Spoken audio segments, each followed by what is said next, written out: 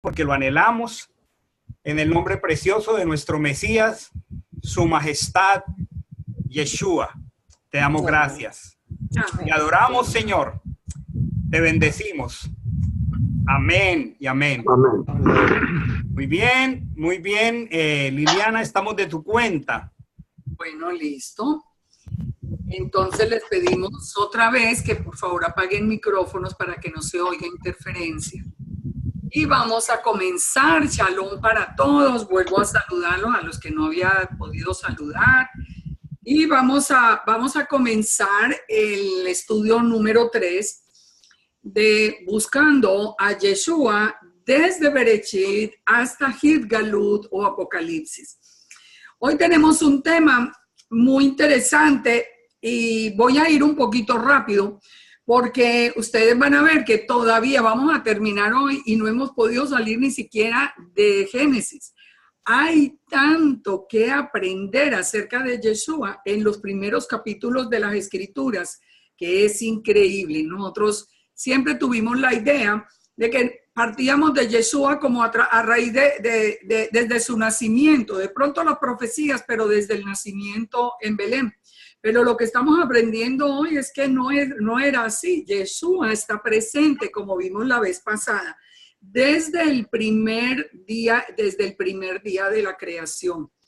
Yo quiero que ustedes se vayan familiarizando con esa imagen que ven ahí encima, la que tiene el signo de interrogación, como una persona pensando y el que finalmente como que llegó a una conclusión.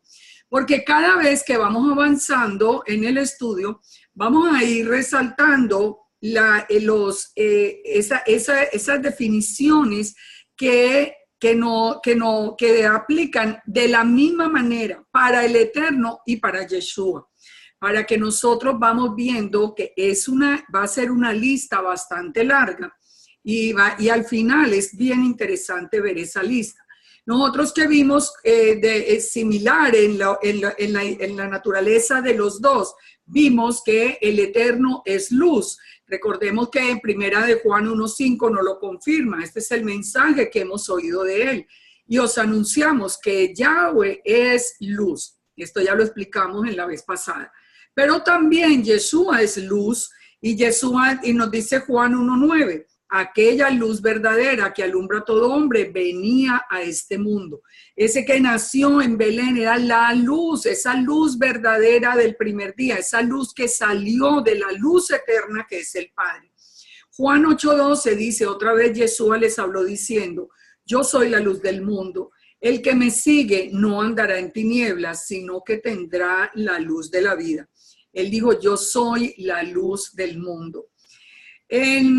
Vamos a entrar hoy, ese entonces lo dejamos porque después esa es una listica que vamos a ir llenando poco a poco y vamos a entrar directamente en un tema que es muy importante de entender y es el tema de la pluralidad de la creación. En Génesis 1:26, Bereshit 1:26 dice, entonces dijo Elohim, hagamos al hombre a nuestra imagen conforme a nuestra semejanza y señoree en los peces del mar, en las aves, en las bestias, en toda la tierra y en todo animal. Aquí nos vamos a centrar en esa palabra, hagamos al hombre. Hagamos, él está hablando en plural y nosotros sabemos que el Eterno es el creador. Entonces, ¿por qué utiliza la palabra en plural, la palabra hagamos? Esta palabra en hebreo es la palabra Betzalmenú, que aparece claramente en una forma plural posesiva.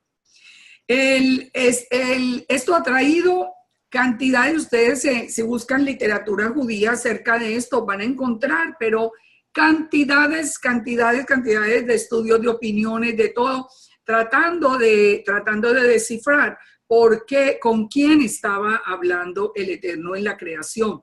Nosotros sabemos hasta ahora hasta ahora lo que hemos visto, que Yeshua o la luz del primer día, que después viene como Yeshua, era la única persona que estaba presente durante la creación. ¿Y por qué sabemos que era la luz del primer día, que es Yeshua, y que lo podemos tratar así, como una persona presente? Porque recordemos que la palabra no lo prueba, que Yeshua estaba presente en la creación. Juan 1:1, cuando nos dice que en el principio y el verbo era con Elohim y el verbo era Elohim, nos dice Juan 1:1. Este era en el principio con Elohim. Ya saben que este Juan 1 vamos a dedicarle un programa muy especial. Pero vamos al verso 3.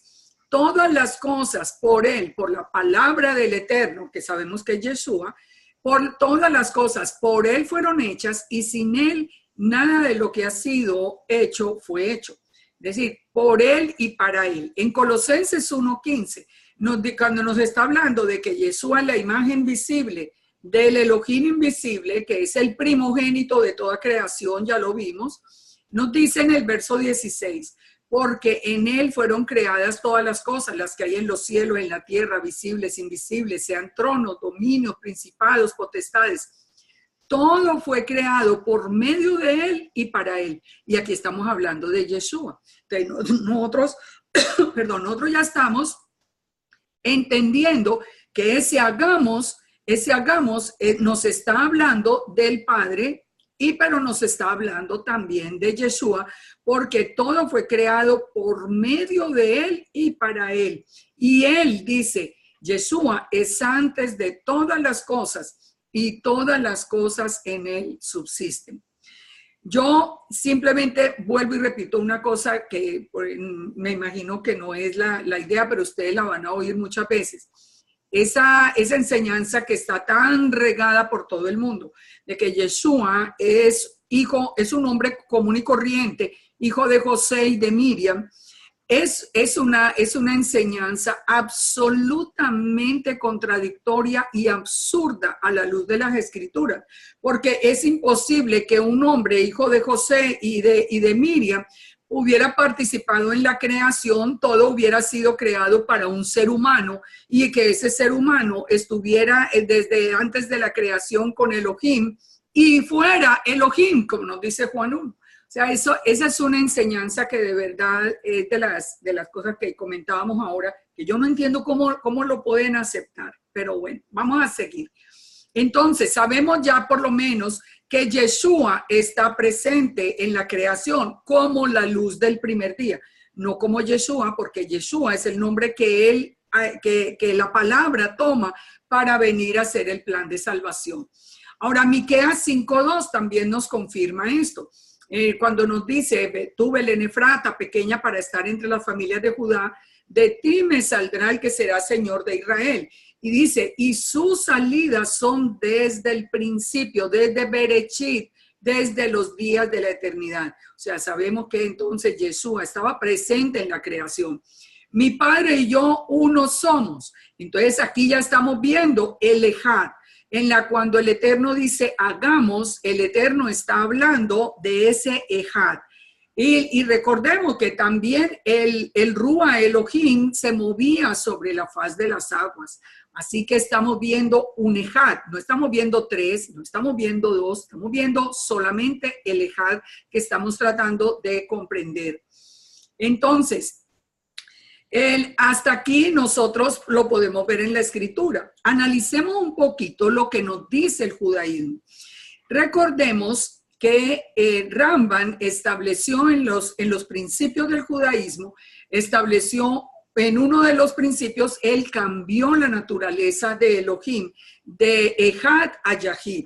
Él establece como un principio para el judaísmo moderno que el Eterno no es un Ejad, sino un Yahid, un ser indivisible y un ser que no podía presentarse en forma visible, no podía tomar. Esto lógicamente, si Rambam fue después de Yeshua, ya sabemos que tenía un propósito muy claro de cubrir, digamos, esa enseñanza que ya venía desde los tiempos de los apóstoles, ya venía capturando la atención y la fe de muchos judíos. Recordemos que muchos judíos creyeron en Yeshua. La misma palabra nos habla de millares de judíos que habían creído en él.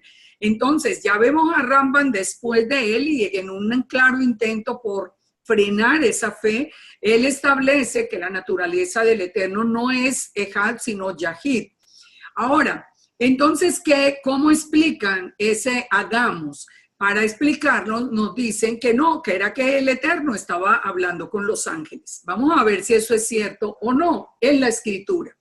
Para nosotros poder descartar algo o aceptarlo, porque recordemos que el mismo Pablo nos dijo a nosotros que escudriñáramos todo y retuviéramos lo bueno. Entonces vamos a mirarlo a la luz de la Escritura. Vamos a ver si es cierto que los ángeles participaron de la creación.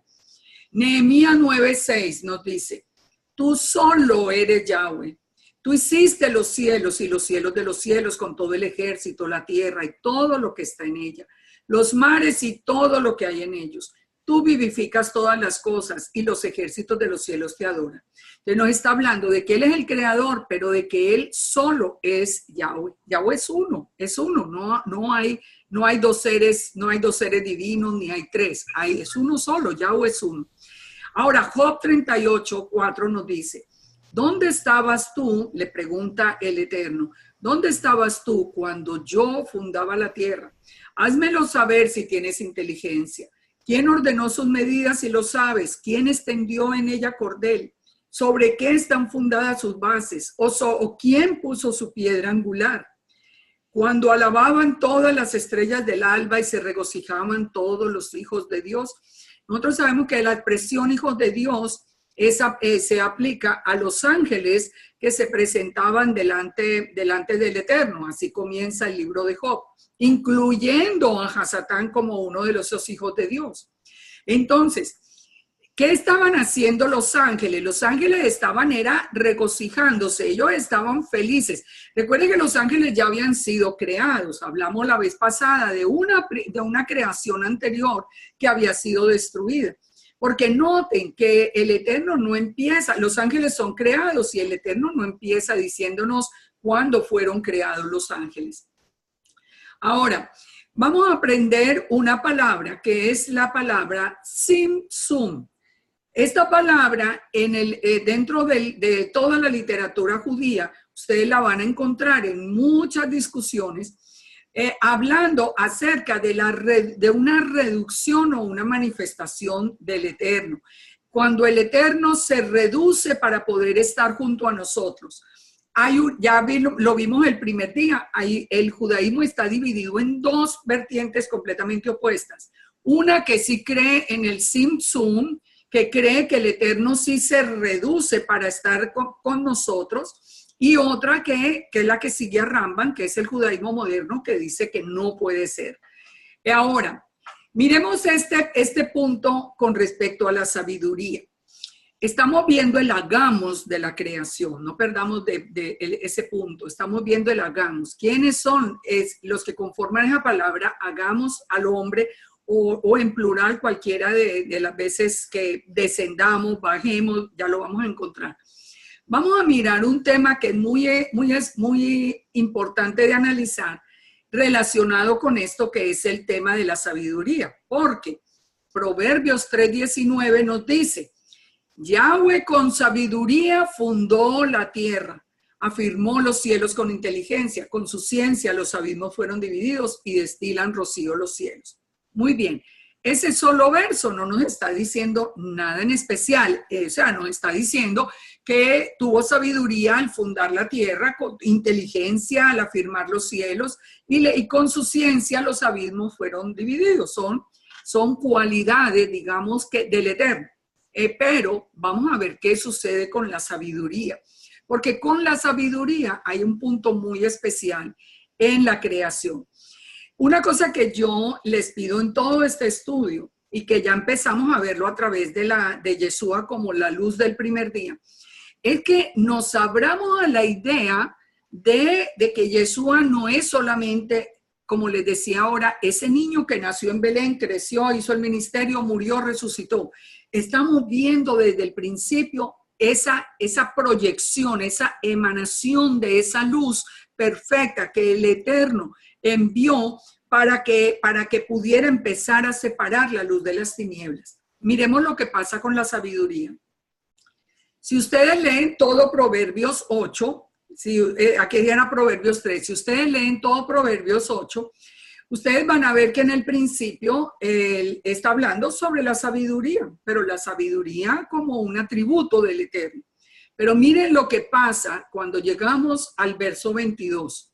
Nos dice, está hablando la sabiduría. Yahweh me poseía en el principio, ya de antiguo, antes de sus obras. Eternamente tuve el principado, desde el principio, antes de la tierra. Antes de los abismos fui engendrada. Ustedes recuerdan que analizamos que Yeshua fue engendrado cuando analizamos que el Eterno envía de su luz eterna, manda ese rayo, digamos, que atraviesa como la corteza terrestre y se puede reflejar acá. Aquí también nos dice que la sabiduría fue engendrada. Y nos dice, antes que fuesen las fuentes de las muchas aguas, antes que los montes fuesen formados, antes de los collados, yo ya había sido engendrada. No había hecho aún la tierra, ni los campos, ni el principio del polvo del mundo. Cuando formaba los cielos, allí estaba yo, dice la sabiduría. Cuando trazaba el círculo sobre la faz del abismo, cuando afirmaba los cielos arriba, cuando afirmaba las fuentes del abismo, cuando ponía al mar su estatuto, para que las aguas no traspasasen su mandamiento, cuando establecía los fundamentos de la tierra. Con él estaba yo ordenándolo todo. ¿Con él es quién? Con el Eterno, con Yahweh. Estaba la sabiduría ordenándolo todo. Y era su delicia de día en día, teniendo solaz delante de él en todo tiempo. Me regocijo en la parte habitable de su tierra, y mi delicia son los hijos de los hombres. Recordemos que tenemos un tema pendiente, que aquí vamos alimentando como de a poquito ese tema hasta el día que lo toquemos, que fue que vimos que en Bereshit 1:1, si leemos literalmente las palabras que hay en hebreo, encontramos que Bereshit 1:1 nos habla de Aleph Tab cielos y Aleph Tab tierra, que se lee Et HaShamayim y Et HaAretz, pero que esa palabra Et, que es gramáticamente tiene su uso, es de uso gramático, utiliza las letras Aleph Tab. Cuando entendamos bien el concepto del Aleph Tab y el misterio que hay detrás del Aleph Tab, nosotros vamos a entender mucho mejor esto. Pero si hay un Aleph Tab, es el mismo Aleph Tab en los cielos, y hay un Aleph Tab que se conecta a la tierra, y nosotros sabemos que el Eterno dijo, yo soy el Aleph Tab. Yeshua dijo, yo soy el Aleph Tab. Pues podemos empezar por lo menos a pensar que Aleph Tab cielos es el Eterno, Aleph Tab tierra es Yeshua. Aquí nos está diciendo, se está identificando como la sabiduría, y ya nos dice que lo que está en su corazón o su delicia son los hijos de los hombres. Ahora pues, hijos, oídme, y bendecidos los que guardan mis caminos. ¿De qué está hablando? De la Torá. La Torá es el camino. Él está hablando, la sabiduría nosotros la obtenemos a través de la Torá, y Yeshua es la Torá viviente. Entonces nos dice, bienaventurados los que guardan mis caminos, atended el consejo y sed sabios, y no lo menospreciéis. Bendecido el hombre que me escucha, velando a mi puerta cada día. Yeshua mismo dijo, yo soy la puerta. Él también se identificó, aguardando a los postes de mi puerta, porque el que me halle hallará la vida. Yeshua que nos dijo, el que me encuentre pasará de muerte a vida y alcanzará el favor de Yahweh. No, yo soy el camino, la verdad y la vida, solamente por mí se llega al Padre. Mas el que peca contra mí defrauda su alma. Todos los que me aborrecen aman la muerte. Entonces, cuando nosotros leemos este texto que es de la sabiduría, nosotros podemos hacer la comparación con todas las descripciones que dio de él mismo Yeshua y sabemos que está hablando de él mismo, o sea, parte de ese ejad. Ahora, si miramos esto, miremos el verso 23, pongan atención. Eternamente tuve el principado desde el principio. Miren lo que pasa con este verso. En la versión de Orthodox Jewish Bible, en la versión de los judíos ortodoxos, Proverbios 8 dice, yo fui levantado para reinar desde la eternidad, desde el principio. Entonces, cuando nos dice eternamente tuve el principado, en esa versión ortodoxa judía nos dice que está hablando de la sabiduría porque es el mismo texto, pero nos dice que la sabiduría fue levantada para reinar. Que no, vamos a ver esa palabra principado, que es la palabra misra, que en hebreo que significa dominio, gobierno o principado. O sea que estamos hablando de lo mismo, fue levantado para reinar. La sabiduría fue designada para reinar y siempre tuvo el principado desde el principio. ¿Qué nos dice Isaías 9:6? Nos dice, porque un niño nos es nacido, hijo nos es dado, y el principado sobre su hombro. O sea, ese niño que nació en Belén traía el gobierno sobre su hombro. Ya lo que nos dice la misma sabiduría, que tenía el principado desde el principio. Y fíjense esto, y ese niño nacido que tenía el principado, que se le atribuye en Proverbios a la sabiduría, y ya sabemos que él es la misma sabiduría porque él es la Torah viviente, va a tener este nombre, se llamará su nombre, admirable consejero, Pelé Yoetz en hebreo. Y recordemos que la palabra Pelet en hebreo significa algo milagroso, extraordinario. Ese admirable realmente yo pienso que no está tan bien traducido cuando uno ve lo que significa la palabra Peletz en hebreo, porque significa algo extraordinario. Y nosotros sabemos que ese niño iba a nacer de una manera extraordinaria. Consejero, Dios fuerte, el Gibor, Padre eterno, Abiad y príncipe de paz, Sar Shalom. Entonces, no es una coincidencia que el profeta Isaías nos hable de que ese niño, no solamente que viene con el principado, es decir, que él era la sabiduría misma enviada a la tierra, sino que él identifica el nombre con los títulos que son del Eterno. Pensemos por un momento, si Yeshua fuera simplemente el Hijo, una segunda persona divina, diferente del Padre, el nombre hubiera podido ser Hijo del Dios fuerte, Hijo del Padre eterno. Pero ¿por qué el mismo nombre del Gibor, el mismo nombre de Abiad, el Padre eterno? O sea, estas son cosas que a nosotros nos llevan a pensar en ese ejad, en que Yahweh es uno y todos estos son los que están en la creación, ya vimos. Está el Eterno, Yeshua dijo que está en la creación, la sabiduría dice que está en la creación. En Isaías 54:5, miren esto tan interesante.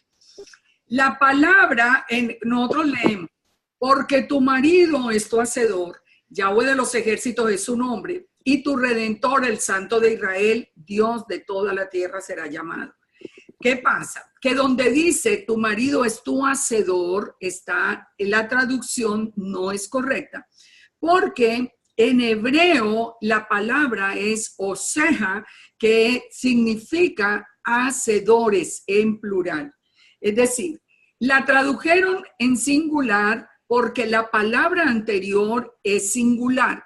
Entonces, ahí hay una dificultad para traducirla. No es que hubieran traducido, no es que tradujeron mal, sino que, como dice también en el caso anterior lo vemos, se llamará su nombre y su nombre son 5 cosas, cinco diferentes nombres. Aquí también, antes de la palabra oseja, que es la palabra en plural, toda la frase viene en singular.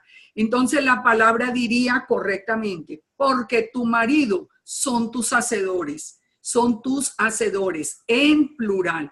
De la misma manera, en el Salmo 149:2, cuando dice hacedores, dice alégrese Israel en su hacedor. En hebreo es la palabra beosab, que está en plural. Está también en plural. Sería alégrese Israel en sus hacedores. Él, siempre que está hablando del creador, va en plural en hebreo. Otros ejemplos, por ejemplo, en Génesis 11:5 vemos también que están hablando, el Eterno está hablando también en plural. Descendamos y confundamos, está hablando de la Torre de Babel, sigue hablando en plural. Miremos Eclesiastés 12:1, donde dice, acuérdate de tu creador, aparece en todas las versiones, tanto en inglés como en español, cualquiera de las versiones. Nosotros vemos que aparece la palabra acuérdate de tu creador en los días de tu juventud. Pero en hebreo dice literalmente, así sin nada, dice es acuérdate de tus creadores en los días de tu juventud, antes de que vengan los días malos y en los cuales digas no tengo en ellos contentamiento. Entonces nosotros estamos viendo que no solamente el hagamos, él nos está hablando. Ahora, entonces, si nosotros volviéramos al concepto de que el Eterno estaba hablando con los ángeles, en ninguna parte nos dice que los ángeles nos crearon a nosotros. Los ángeles no tuvieron, los ángeles son creados, ellos no pueden crear. El único que puede utilizar la palabra bara para crear de la nada es el Eterno. Por eso los ángeles no hubieran podido ser creadores de ninguna manera. Ahora, miremos lo que nos explica el mismo judaísmo acerca de la palabra Elohim. Nosotros sabemos que la palabra Elohim es plural, pero ¿de dónde viene? La palabra Elohim es derivada de dos palabras que son el, que es la forma corta para Elohim, y Hem, que traduce literalmente en hebreo, traduce ellos son Dios. En plural. Elohim quiere decir ellos son Dios. De acuerdo a algunos de los midrashim, la letra Yod en la palabra Elohim es derivada precisamente, dicen que de Eclesiastés 12, donde dice la palabra Boreja, sus creadores. Bueno, este es un dato, lo puse allí abajo, porque este es un dato que está tomado del libro del regreso del marrano Kocher, del rabino Shapira. Ahora, entonces, ellos son es Hem y ellos son Dios es Elohim. Él es Dios, ellos son Hem, ellos son Dios, es la palabra Elohim. Pero no dice ellos son dioses, dice ellos son Dios. Ahí sí, es una pluralidad dentro de algo singular. Los siguientes ejemplos nos hablan, por ejemplo, de la memra. Ustedes recuerdan que la memra es la palabra que utiliza el Targum para hablar, el Targum, que es la versión aramea de la Torá, utiliza la palabra memra para hacer relación al momento en que la palabra del Eterno se hace visible a los seres humanos. Cuando la palabra del Eterno se puede ver, el Targum lo llama la memra la memra de Yahweh. Y cuando aparece en el Targum, aparece creando, por ejemplo, en Génesis 1:3 dice, y la memra de Yahweh dijo que haya luz y fue hecha la luz por su memra. Y cada uno de los siguientes versos, hablándole a humanos, escucharon la voz de la memra del Eterno. Hay humanos que escuchaban la voz de la memra, revelando el ser divino. Y fue revelado a él la memra de Yahweh, o la palabra de Yahweh, castigando a los malvados. Nosotros sabemos que fue la palabra del Eterno la que hizo juicio en Sodoma y Gomorra. Quiere decir que fue Yeshua mismo el que hizo el juicio en Sodoma y Gomorra, salvando. La memra de Yahweh conducía al pueblo de Israel por el pilar, a través de un pilar de fuego. redimiendo, cuando la membra sea revelada para redimir al pueblo, dice Deuteronomio 32. Y a nosotros nos fue revelada para redimirnos. Nosotros somos cumplimiento de esa profecía. Entonces, nosotros nos damos cuenta a través de esto que un gran porcentaje de lo que el Eterno nos había revelado a nosotros en el cristianismo era correcto. Nosotros aprendimos de pronto cositas como que no cuadraban mucho, como que la Torá había sido abolida y que ya Yeshua la había cumplido. Bueno, eso ya lo organizamos y ya lo entendimos. Pero la revelación que nosotros tuvimos de Yeshua, nosotros no la podemos descartar, porque si bien nos faltaba ir un poquito más profundo, de todas maneras la revelación que teníamos era una revelación correcta. A nosotros no nos dio nunca ningún trabajo aceptar que Yeshua era la palabra del Padre, aunque no entendíamos muy bien esa parte, pero la aceptábamos en el corazón. Esto lo he querido reforzar porque siempre que las personas entran en el camino de raíces hebreas, empiezan a sentirse muy confundidos con todas las enseñanzas que hay acerca del Mesías en el judaísmo. Yo por eso se les digo cuáles ellos están diciendo y cuáles son ciertas y cuáles no.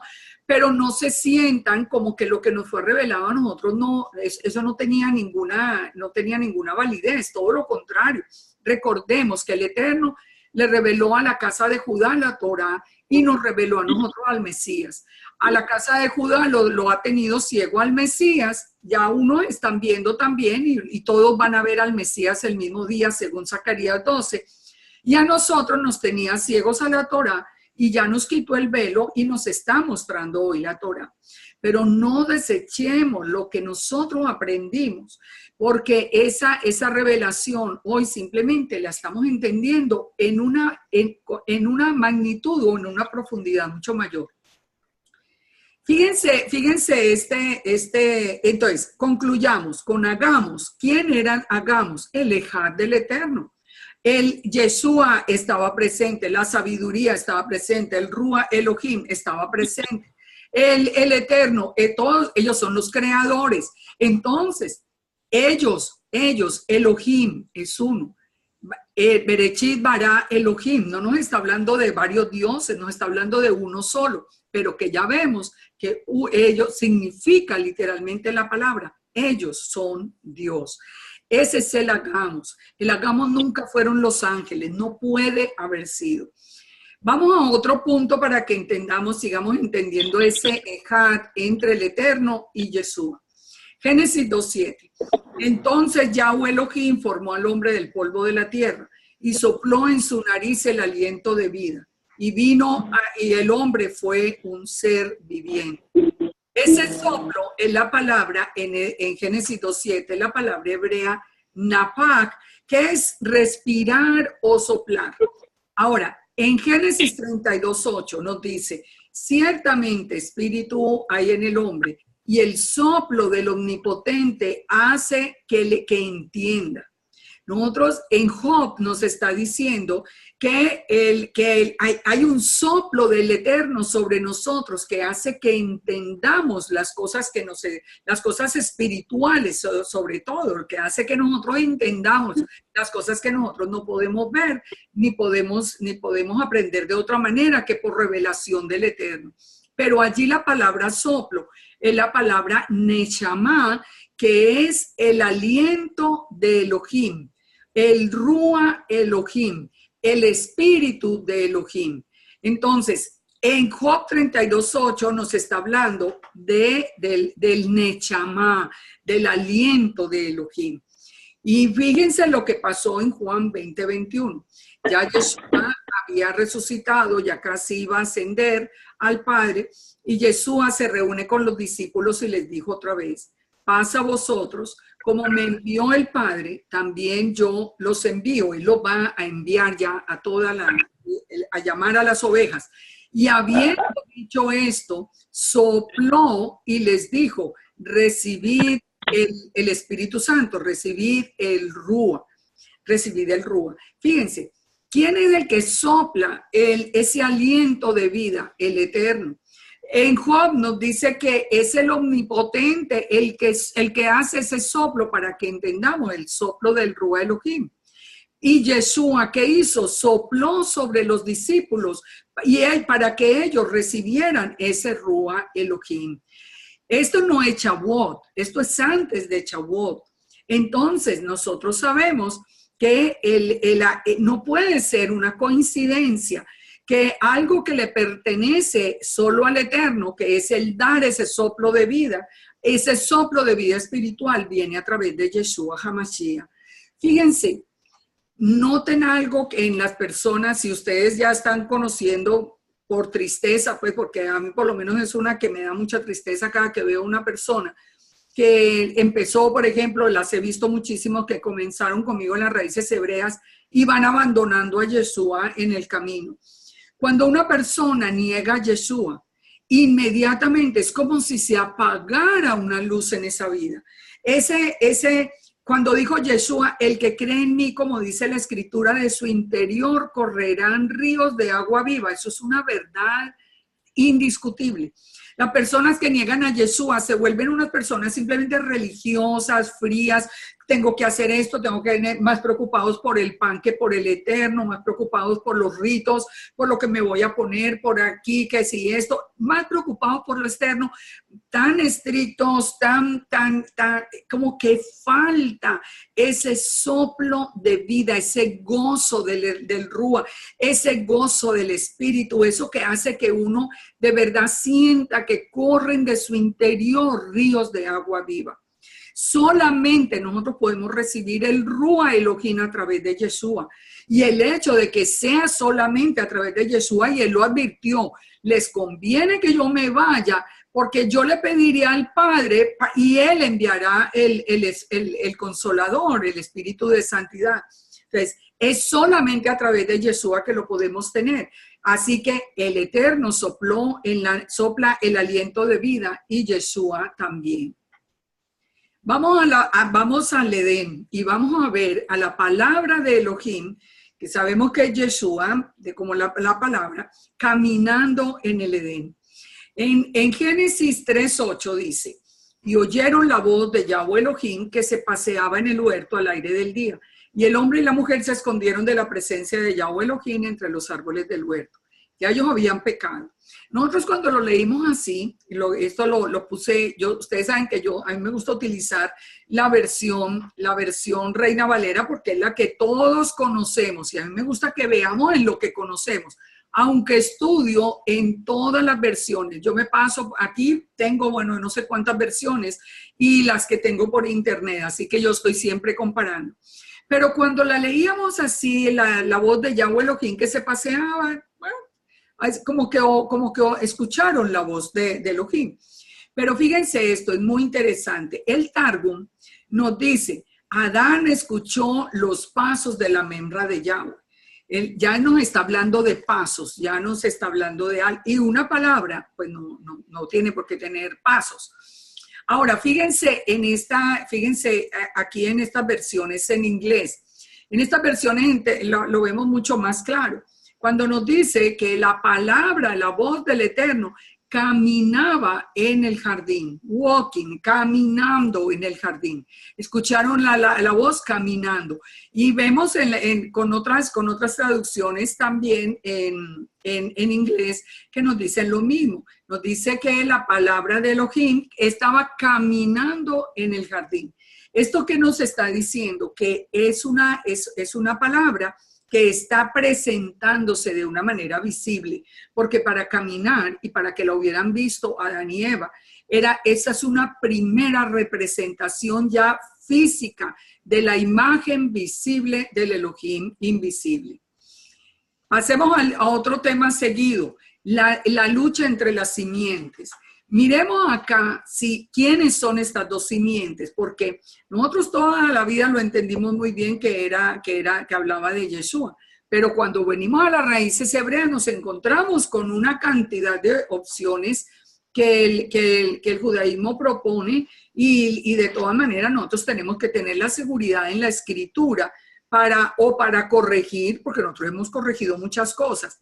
Cuando nosotros pasamos del domingo al Shabbat, corregimos el camino. O sea, no es que no queremos corregir nada, no, pero vamos a corregir lo que de verdad debemos hacer. Estudiemos a Yeshua como la simiente. Génesis 3:15. Dice, pondré enemistad entre ti y la mujer, entre tu simiente y la simiente suya. Esta te herirá en la cabeza y tú le herirás en el calcañar. ¿Qué es lo que significa esto? Aquí nos está hablando acerca de la autoridad del Mesías. Nos está hablando de la batalla final. Es un anticipo profético de lo que va a ser toda la lucha desde el principio, desde la creación. Recordemos que ya Hasatán está como enemigo y Yeshua viene a separar la luz de las tinieblas. Esa batalla entre la luz y las tinieblas que termina en Apocalipsis, ya en un tiempo como muy cercano como lo estamos viendo ahora, está planteado desde este mismo punto. Pero fíjense, este es un punto que dentro del judaísmo ha tenido muchísima discusión, porque al fin y al cabo la simiente, la semilla, la mujer no es portadora de la simiente ni de la semilla. El portador es el hombre.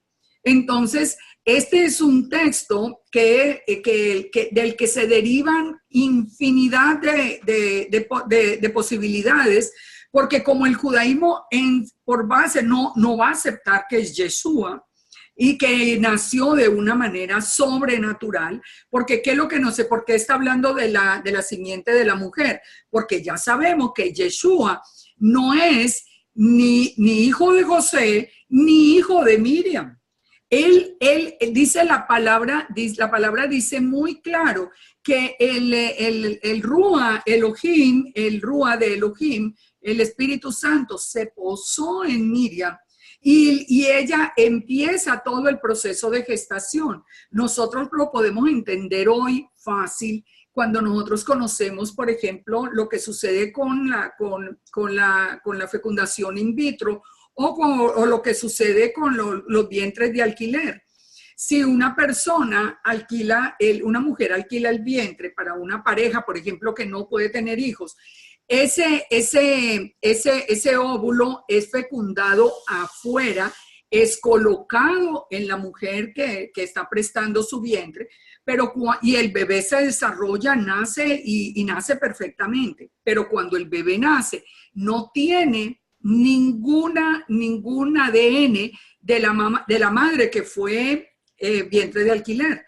El ADN es de sus padres. Entonces, hoy que nosotros hemos visto en ese avance de la ciencia, nosotros podemos entender lo que nos dice la palabra cuando nos dice que el Ruah se posó sobre la mujer y la mujer concibió y dio a luz. O sea, hizo todo el proceso de gestación. Nosotros sabemos, por ejemplo, por la escritura que Yeshua nunca llamó madre a Miriam, ni nunca llamó padre a José. Él la llamaba mujer, a Miriam la llamaba mujer. Ahora, esto lo vamos a probar un poquito más adelante con otro tema, lo vamos a probar en la misma escritura, que él no era hijo de ninguno de los dos, que María sirvió como un vientre de alquiler. Pero de entonces, ¿por qué venimos acá? Porque nos dice que pondrá enemistad entre está hablándole al adversario, está hablándole a Hasatán y la mujer, y entre la simiente de Hasatán y la simiente de la mujer. La simiente de la mujer, nosotros creemos sin duda alguna que es Yeshua. Ahora, entonces, ¿de qué se trata esa batalla final? El calcañar, el talón, es la palabra akeb. Fíjense que una cosa que es muy interesante, en el Targum Jerusalmi, es uno de los Targum, tal vez el menos usado ahora, pero es tan antiguo, la idea trae un gran remés en la idea en general del Targum. Nos dice que el rey Mesías sería clavado o traspasado en el talón. Y esto es anterior a Yeshua. Entonces, es muy interesante porque en la versión aramea como que se anticipaba esto. Ahora, fíjense, En las escrituras nosotros aprendemos que las diferentes partes del cuerpo tienen un significado. Hablar de la cabeza significa de autoridad. Hablar de los pies significa camino o dirección. Hablar de las manos significa las obras. Hablar del talón significa de la parte del cuerpo que le da a uno estabilidad. La raíz de la palabra acab, acá viene también de la raíz acab, que significa suplantar, acechanza. Y fíjense esto, el que ataca por el talón es porque está detrás, está como a traición. Entonces aquí ya vamos como viendo más claro qué es lo que significa el ataque si la cabeza es autoridad y el talón es un ataque a traición. Que Yeshua le quitará a la serpiente toda autoridad, la que le fue dada desde antes de la creación. Recuerdan que ustedes que nosotros vimos que entre Génesis 1:1 y 1:2 hubo una creación donde le fue entregada la autoridad a Hasatán. Y Hasatán se lo dijo a Yeshua de frente, es que si postrado me adorares, yo te entrego toda la autoridad que me fue dada sobre las naciones. Y Yeshua no lo desmintió. Entonces, ¿qué pasa? Cuando nos dice que Yeshua vino y con su muerte y su resurrección, ¿él qué hizo? Él le quitó la autoridad sobre los creyentes, no sobre el mundo. Él todavía la autoridad del mundo la tiene Hasatán y yo creo que esto lo vemos clarísimo. Pero él sí quitó la autoridad de los creyentes. Cuando nosotros creemos en Yeshua, nosotros rompemos esa esclavitud o ese sometimiento que teníamos al enemigo. Entonces, al final, ¿qué pasa? En la batalla final, Yeshua viene para hacer la batalla final, es decir, para tomar la autoridad sobre toda la tierra otra vez, la que le había sido entregada a Satán antes de la creación. Ahora viene Yeshua, hace juicio al mundo y toma por completo la autoridad sobre toda la tierra. Por eso nos dice que él será rey sobre toda la tierra. Después él destruye a Satán en el lago de fuego. Entonces, ahí se cumple que él es Yeshua, esa simiente que va a destruir a la simiente de Hasatán. Ahora, ¿cómo ataca él? ¿Cómo ataca Hasatán? La palabra talón e inestabilidad o estabilidad nos da a nosotros la idea. No solamente atacó, digamos, a Yeshua cuando estaba en el madero, la misma palabra nos dice que si él hubiera sabido lo que estaba haciendo, no lo hubiera hecho, ¿verdad? Pero fíjense, la palabra talón nos dice que es un ataque traicionero. ¿Qué nos advirtió a nosotros Yeshua? Que el enemigo iba a venir en la noche a sembrar cizaña, a sembrar enseñanzas falsas, a enseñar, a desestabilizar al pueblo creyente. Entonces, esto nos prueba a nosotros, sin duda alguna, que la profecía está hablando literalmente de Yeshua, que sería la única simiente con un nacimiento extraordinario y con una naturaleza extraordinaria, porque recordemos que Yeshua, aunque adquirió su forma de hombre, él nunca pecó, es decir, él no estaba sometido a esa herencia de pecado que traemos todos, porque por lo que les decía, porque él no es hijo ni de José ni de Miriam. Él solamente adquiere esta forma, pero él mantiene una naturaleza que no está sujeta al pecado. Sigamos adelante. Otra forma de ver a Yeshua en todo esto de la creación, el cordero inmolado desde el principio del mundo. Hay un cordero inmolado. ¿Cuándo sucedió esto? Nos dice Apocalipsis 13:8. Dice que a la bestia la adoraron todos los moradores de la tierra, cuyos nombres no estaban escritos en el libro de la vida del Cordero, que fue inmolado desde el principio del mundo. Entonces, hay un cordero inmolado en el principio del mundo. Y ese cordero nosotros sabemos que es Yeshua. Perdón un momentico. Perdóname un segundito, por favor.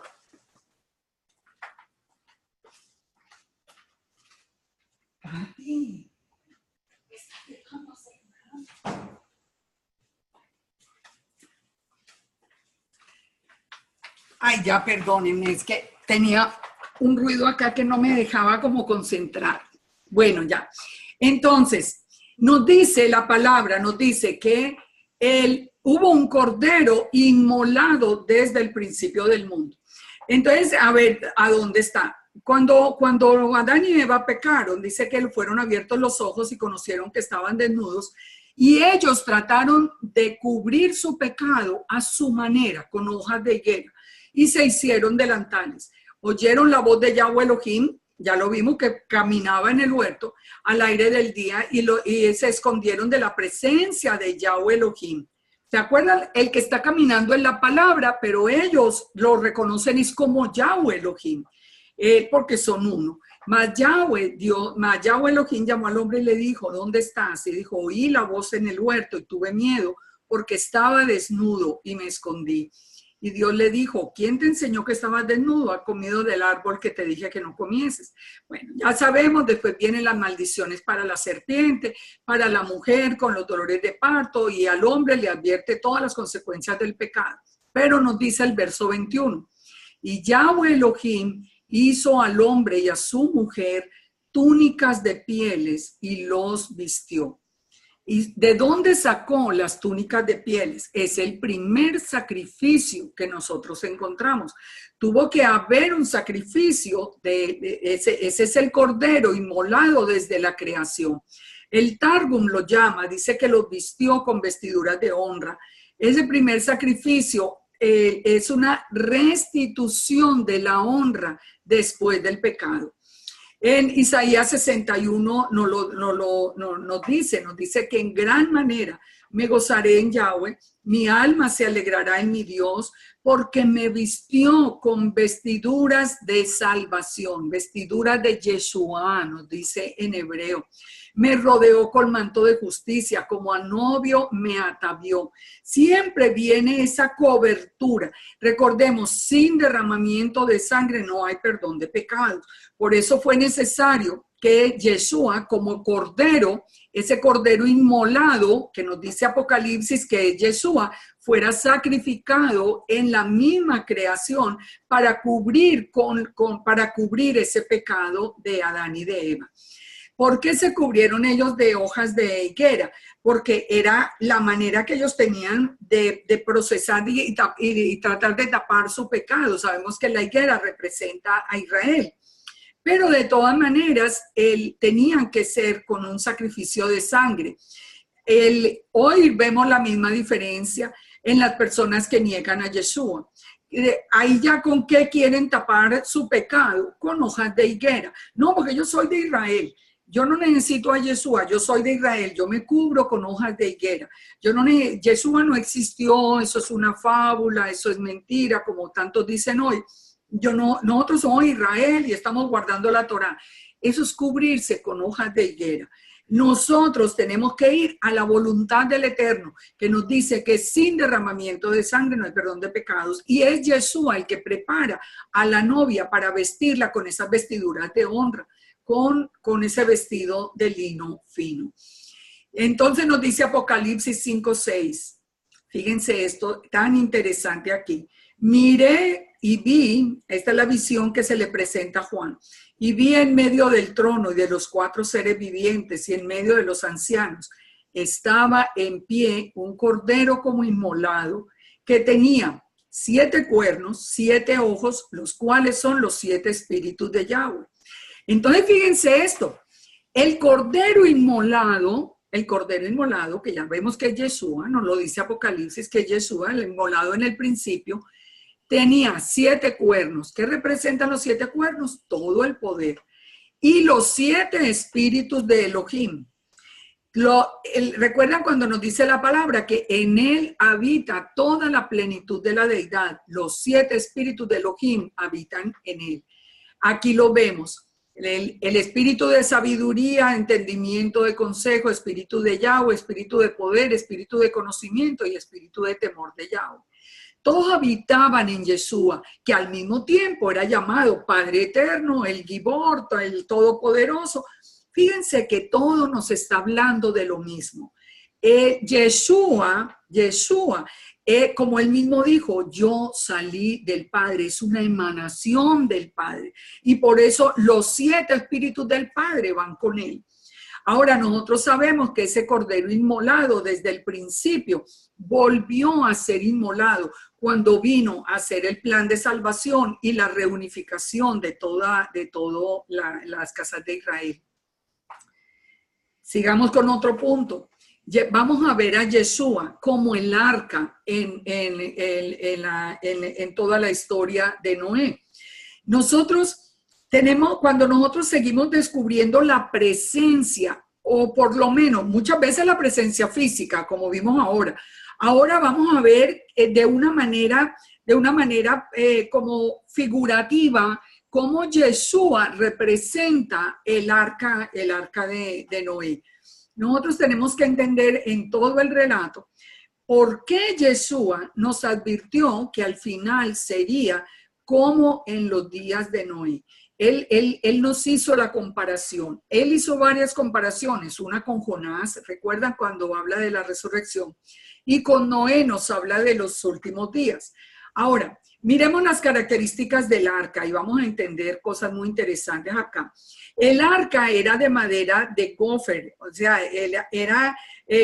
la madera de gofer, que se llama en hebreo el etzegofer kinim, es la palabra hebrea para un tipo especial de madera con el que se hacían específicamente muchos los ataúdes, porque era una madera incorruptible.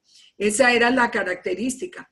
Nosotros ya sabemos que Yeshua tenía un cuerpo diferente de todas maneras, porque no estaba ligado con pecado, con todo ese deterioro que nosotros tenemos como seres humanos y que tenemos que tener tanto cuidado por no caer. Cuando nosotros, dice que Yeshua nos enseñó que para venir a él nosotros teníamos que morir al mundo. Recuerden que al arca, los que dejaron el mundo y vinieron al arca, solo 8 porque ninguno más quiso creer, pero los que venían al arca fueron los únicos que se salvaron. O sea, Yeshua es como esa especie de arca.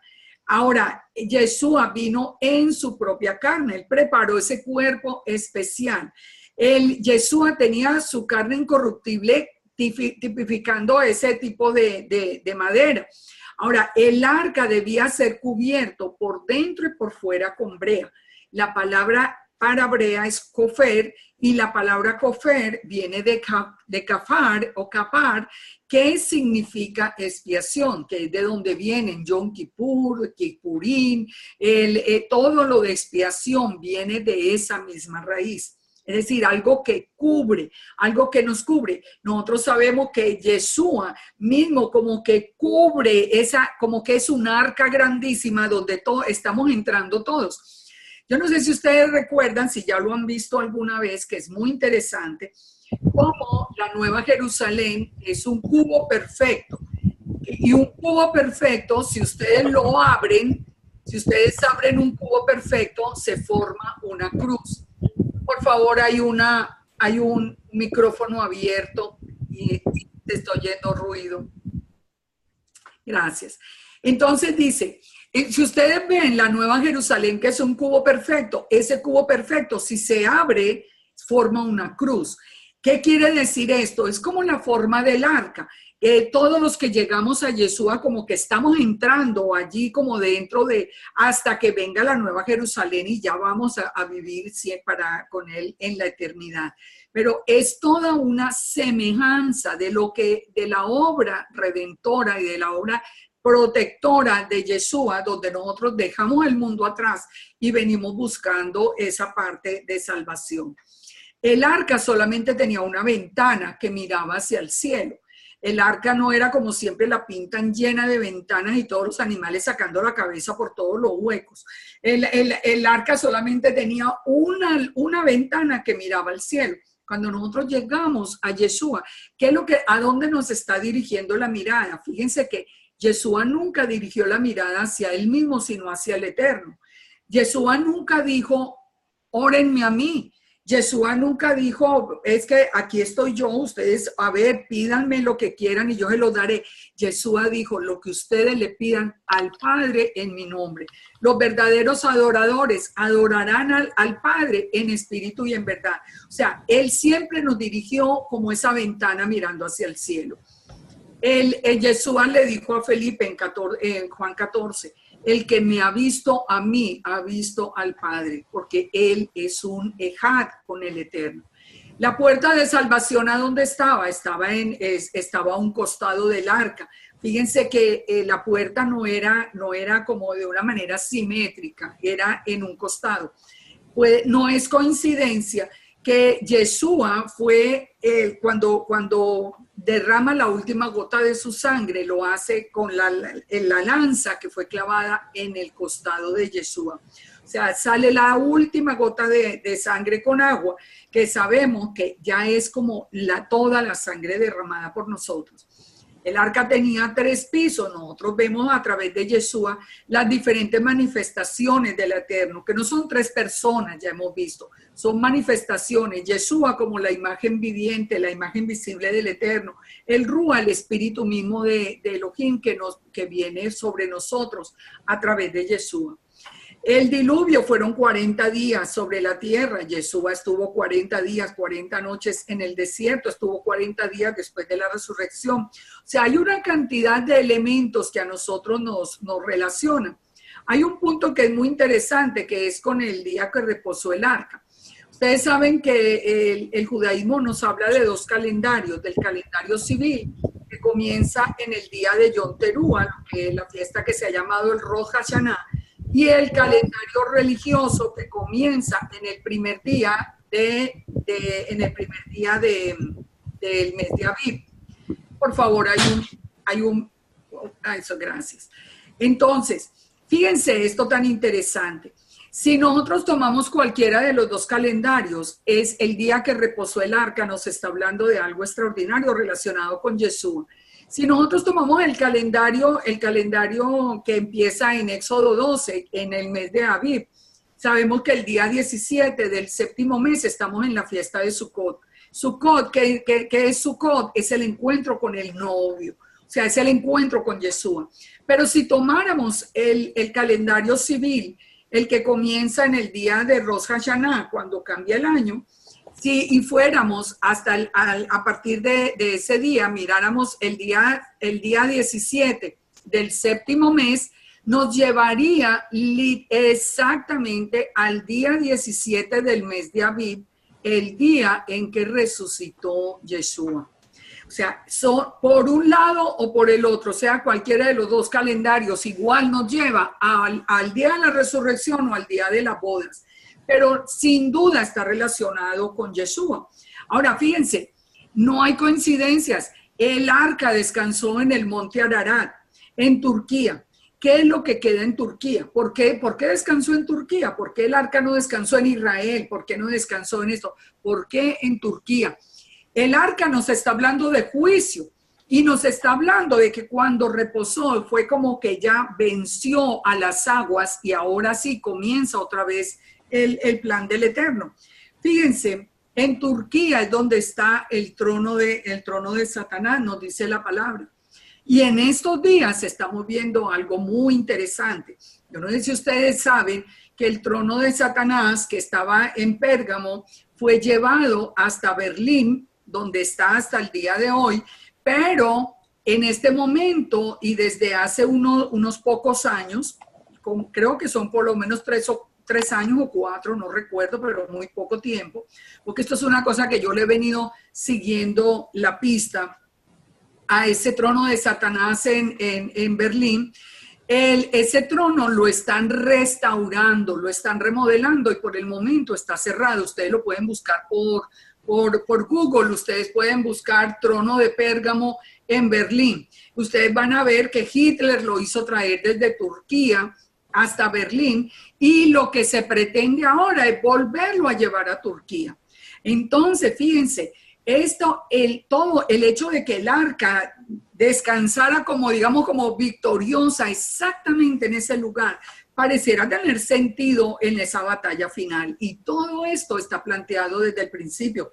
Por eso el Eterno nos dijo, yo les escribí el fin desde el principio. 8 personas se salvaron en el arca, 8 es un nuevo comienzo. Yeshua resucitó en el día 8 y la Nueva Jerusalén viene en un día 8 también. Entonces, en toda esta batalla que nosotros ya estamos viendo casi al final, tiene un principio. Y la batalla, cuando se empezó a plantear la batalla así ya después del diluvio, cuando se empieza de nuevo a plantear la batalla, cuando se construye la Torre de Babel. No es coincidencia que hoy el Parlamento Europeo hubiera construido una réplica de la Torre de Babel para la sede del Parlamento. Eso no es coincidencia, no fue que les pareció muy bonita la Torre de Babel y la trataron de reproducir.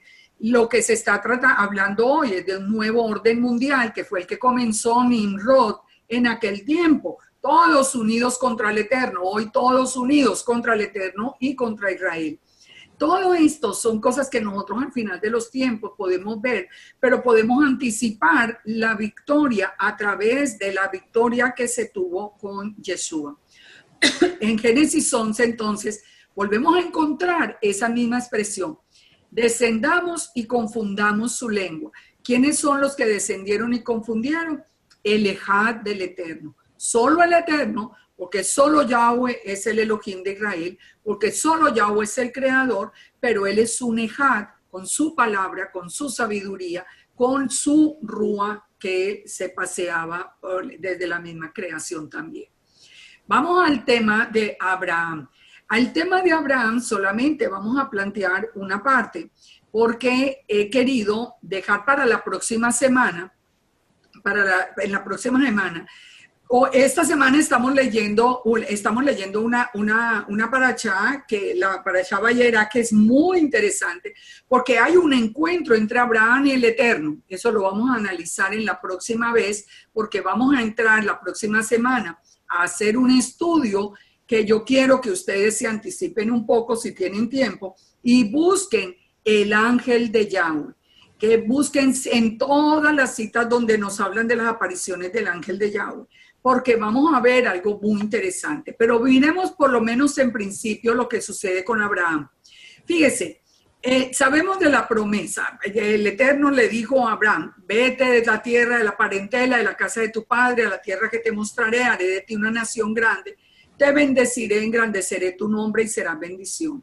Bendeciré a los que te bendijeren, maldeciré a los que te maldijeren, y serán benditas en ti todas las familias de la tierra. O sea, ya desde ahí se bendijo la simiente de Abraham que iba a ir por toda la tierra. Entonces, en el verso 7 nos dice, porque estamos hablando de Yeshua, apareció Yahweh a Abraham y le dijo, a tu descendencia daré esta tierra. Y edificó allí un altar a Yahweh, quien le había aparecido. Esta es la primera vez que dice que el Eterno le apareció a Abraham. ¿Apareció de qué manera? ¿Cómo se le apareció? Si el Eterno es espíritu, si el Eterno nadie lo puede ver, ningún ser humano puede estar frente a él.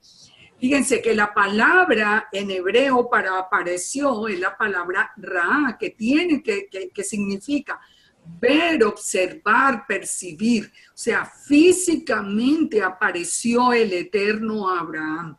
Como nosotros sabemos que el Eterno no puede aparecer, sabemos que ¿quién es el que aparece? La imagen, una imagen visible de Elohim. O sea que es Yeshua.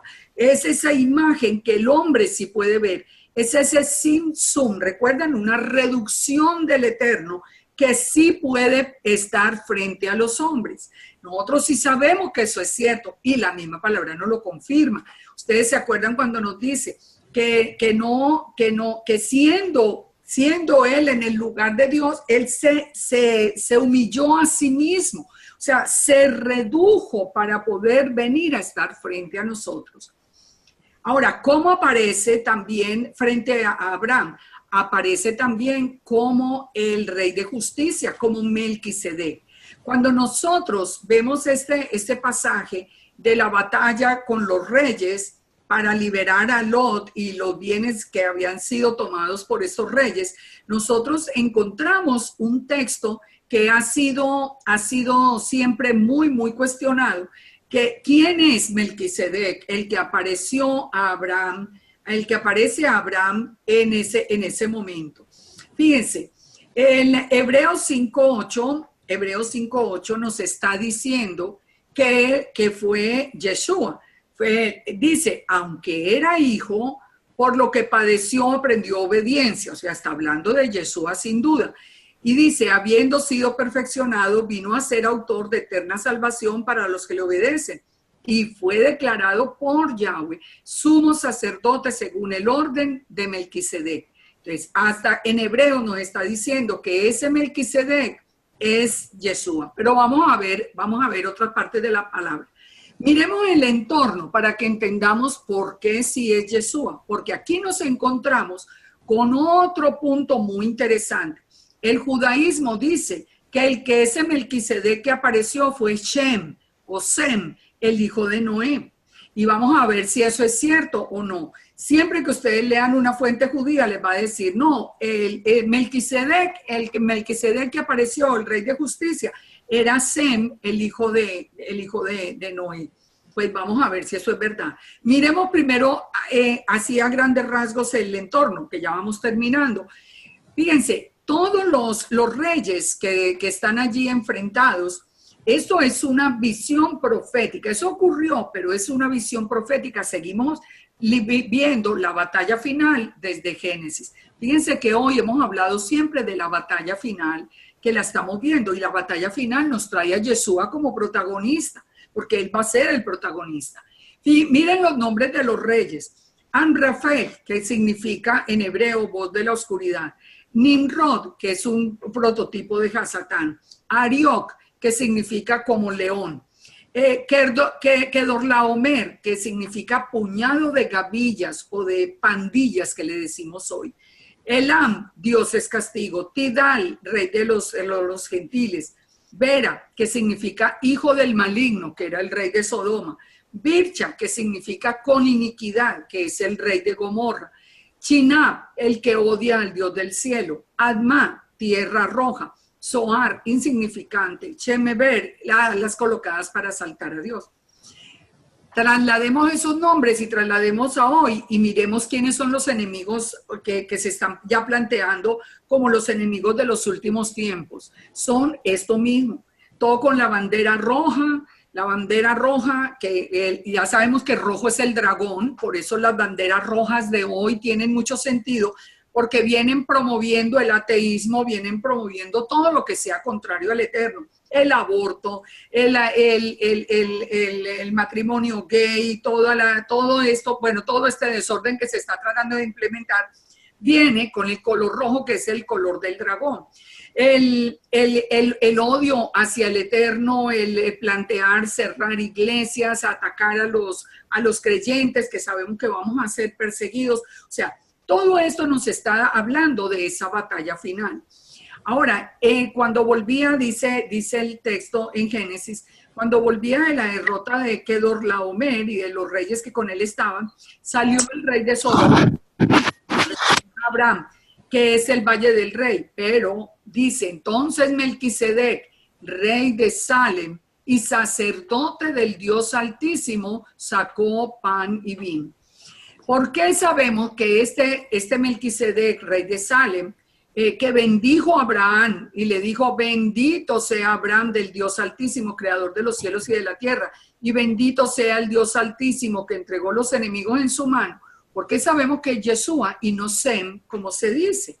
Porque, fíjense esto, Abraham es como un símbolo de Israel, los reyes de la tierra, los del mundo, y el que gana la batalla es Melquisedec, el rey de justicia. Ahí no tendría ningún sentido que Sem, que se hizo, ni siquiera nos dice la palabra que se hizo. Ahora, fíjense esto, El Salem es la palabra más antigua para Jerusalén, y Jerú es una antigua palabra cananea para ciudad, que significa ciudad. O sea, Jerusalén quiere decir ciudad de paz. Este Shalem viene también de Shalom, pero nos dice muy claro que era un sacerdote del Dios Altísimo. No encontramos en las escrituras que nos digan que Sem fue nombrado sacerdote del Dios Altísimo, pero más allá, el pan y el vino, nosotros sabemos que es una representación de victoria y una representación de Yeshua, que él mismo celebraba con pan y vino, y fue algo que nosotros lo vemos con los discípulos de Maús, lo vemos en la noche de Pesaj. Él no toma el último vino, pero él hace su pacto con pan y con vino. Ahora, fíjense lo que nos dice, por ejemplo, el Salmo 110, para que sepamos. ¿Era Yeshua el Melquisedec o es Sem? Mire lo que dice el Salmo 110, mire lo que dice David. David nos dice, Yahweh dijo a mi Señor. ¿Quién es mi Señor? O sea, ¿de quién está hablando? David no dijo, Yahweh me dijo a mí, no, dijo a mi Señor, siéntate a mi diestra hasta que ponga a tus enemigos por estrado de tus pies. ¿A quién era al que David llamaba mi Señor? Yeshua. Porque sabemos, porque el que está sentado a la diestra del Eterno es Yeshua, porque Yeshua, el Eterno, digo que él iba a poner todos los enemigos por estrado de sus pies, y que cuando todos los enemigos estuvieran bajo sus pies, él regresaría otra vez al Padre. Yeshua va a volver otra vez al Padre. Entonces nos dice, aquí el Salmo 110 nos está diciendo que está hablando de Yeshua. ¿Y qué nos dice en el verso 4?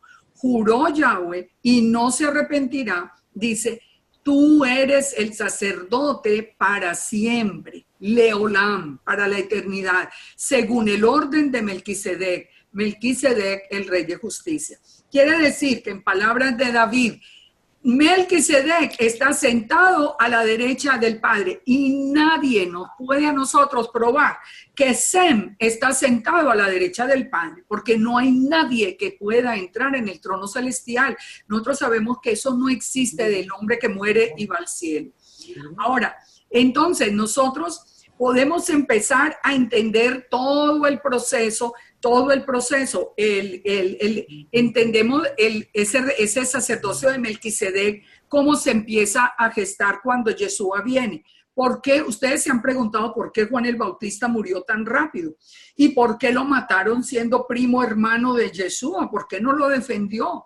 Sí, imagínense, lo mataron rapidito y uno con semejante primo allí y nada pasó. Porque Juan el Bautista era descendiente de Aarón, nos dice la palabra. La mamá era de la casa de Aarón y el papá era levita de la casa de Abdías. Entonces él tenía el derecho legal para ser sumo sacerdote. Y entonces al morir Juan el Bautista, se acaba como esa línea que se conocía allí. Caifás, que estaba en ese momento, en el momento cuando Yeshua él estaba como sumo sacerdote, él no era de la línea de Aarón, él había comprado el sacerdocio a Roma. Roma era el que ponía los sacerdotes, y además, aparte de que estaba de una manera incorrecta siendo el sumo sacerdote, cuando él rasgó sus vestiduras, él invalidó el sacerdocio, porque la Torá dice que si el sumo sacerdote rasga las vestiduras, se anula a sí mismo como sumo sacerdote. Él se rasgó las vestiduras. Quiere decir que el sacerdocio levítico termina hasta allí, en ese momento, y queda solamente Yeshua como el sumo sacerdote en el orden de Melquisedec. Hasta hoy no ha sido otra vez levantado el templo, así que hasta hoy el sacerdocio levítico no ha regresado, va a regresar cuando el templo sea erigido. Ahora, entonces, fíjense, Todo esto nosotros lo vamos entendiendo y vamos a ver la prueba, vamos a encontrar la prueba la razón por la que se necesitaba ese sacerdocio, que no fuera un sacerdocio levítico. Fíjense esto tan interesante. Antes de David, antes de Saúl, Israel no tenía rey. El rey directamente era el Eterno y había un sumo sacerdote. Pero cuando el pueblo dice que no, ellos quieren tener un rey como los demás pueblos de la tierra, el Eterno le dice a Samuel, le dice, eso lo están haciendo, no lo están haciendo contra ti, lo están haciendo contra mí, dice el Eterno. Ellos es a mí al que me están despreciando, porque el plan del Eterno era que el Eterno fuera el rey y hubiera un sumo sacerdote de una sola línea que fuera ungido por él. Ahora, Yeshua viene en su labor ya de salvación, pero él se va a presentar como rey y como sacerdote. ¿Por qué? Porque tiene que volver a ser el rey de Israel para que volvamos al plan del principio, que el Eterno era el rey. Por eso Zacarías 14 nos dice, en aquel día Yahweh será rey sobre toda la tierra. Ya no solamente rey sobre Israel, rey sobre toda la tierra. Apocalipsis nos dice, Yeshua es el rey sobre toda la tierra, pero ya sabemos que Yeshua vuelve al Padre, salió del Padre y vuelve al Padre. Entonces, ya llega, él viene con su función de sacerdocio y de rey. En Zacarías 9:9 no lo advierte la palabra, que él viene como rey justo, sentado sobre un asno. Y también él siempre se preguntaba, y aún en el madero le pusieron el título de rey de los judíos. Ahora, la última prueba que nos da de que Yeshua es ese Melquisedec. No, aquí la palabra nos dice que Yeshua dice, tú eres mi hijo. Tampoco Yeshua se glorificó a sí mismo haciéndose sumo sacerdote, sino que dijo, tú eres mi hijo, yo te he engendrado hoy. Y dice en otro lugar, tú eres sacerdote para siempre, según el orden de Melquisedec, para siempre. Así que el mismo Melquisedec que apareció a Abraham, era el mismo Melquisedec que hoy intercede por nosotros en Yom Kippur. Recuerdan lo que vimos, Kippurín, él es el que nos cubre, él es como esa brea de la torre. Se dan cuenta que todo cuadra dentro del mismo concepto, no hay contradicción.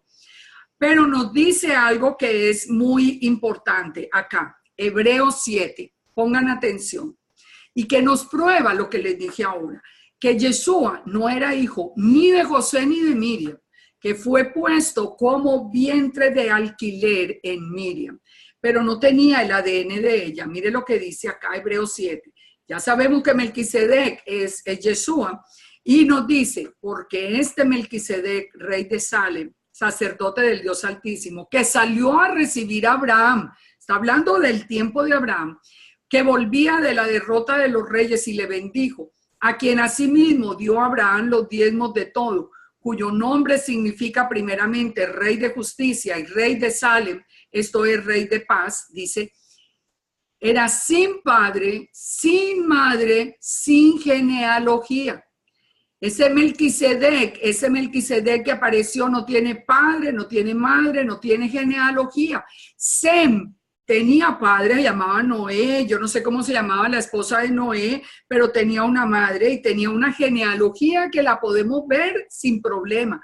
Quiere decir que probado en la misma escritura, es imposible que Sem sea el Melquisedec que apareció, porque nos dice que es sin padre, sin madre, sin genealogía, es eterno, no tiene principio de días. Sem nació en la casa de Noé, él tuvo principio, dice, ni tiene fin de vida, sino que es hecho semejante al Hijo de Elohim y permanece sacerdote para siempre. Yo espero que con esto quede muy claro, con mucha pena, amamos al pueblo judío, pero en esto, como ellos no han comprendido a Yeshua, ellos han tenido que dar una explicación a esos textos, y en esa explicación está opuesta a la misma escritura. Sin duda alguna, el que apareció allí después de la batalla fue Yeshua HaMashiach. Fue esa imagen visible y aparece como el sacerdote de Melquisedec.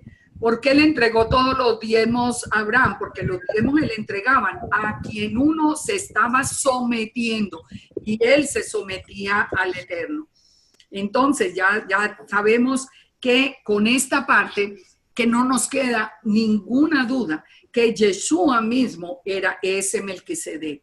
Bueno, como les dije, terminamos aquí por hoy y de la próxima semana los espero y como han leído la parashá de esta semana y van a leer la siguiente, vamos a ver cosas maravillosas acerca del ángel de Yahweh.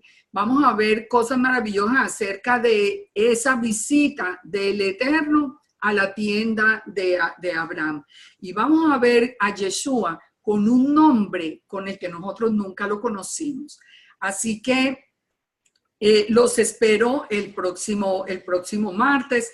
Espero que haya sido toda esta enseñanza. Yo sé que es mucha información, pero si fuéramos más despacio, yo creo que nos podríamos pasar un año o más entero hablando del tema, que para mí no sería problema, pero de todas maneras queremos entender todo el contexto en general.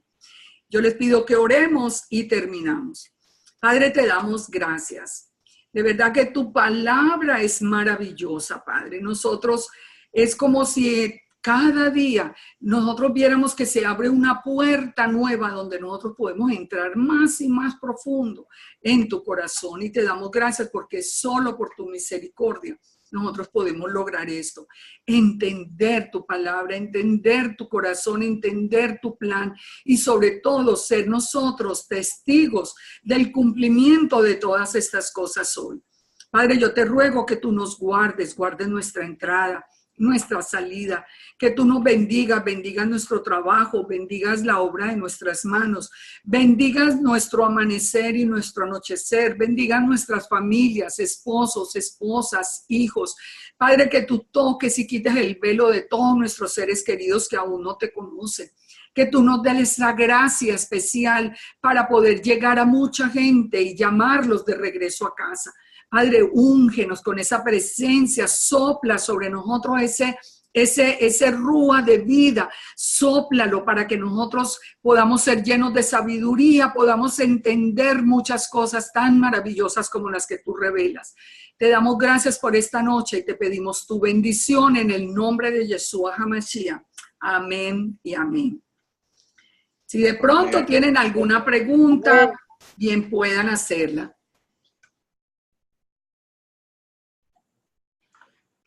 Si no hay preguntas, entonces, si quieren, después me pueden escribir. Ustedes saben que si queda alguna pregunta, algún desacuerdo, escríbanme a lilianahunter@gmail.com. Yo les contesto ahí mismo. Tengo mucho gusto. Y si no, entonces nos despedimos y vamos a vernos con la ayuda del Eterno el próximo martes. Hay algunas preguntas, María. Liliana, ¿listo? Veo algunas manos levantadas. Veo a Elías Barraza desde Medellín, veo también a María del Carmen Rosero desde Medellín.